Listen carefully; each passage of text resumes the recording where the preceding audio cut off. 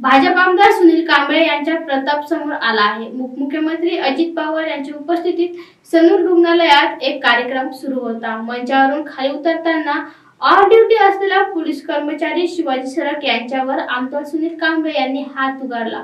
भाजप आमदारच्या अरेरावीच्या गृहमंत्री फडणवीस आता काय करणार असा प्रश्न निर्माण झालाय।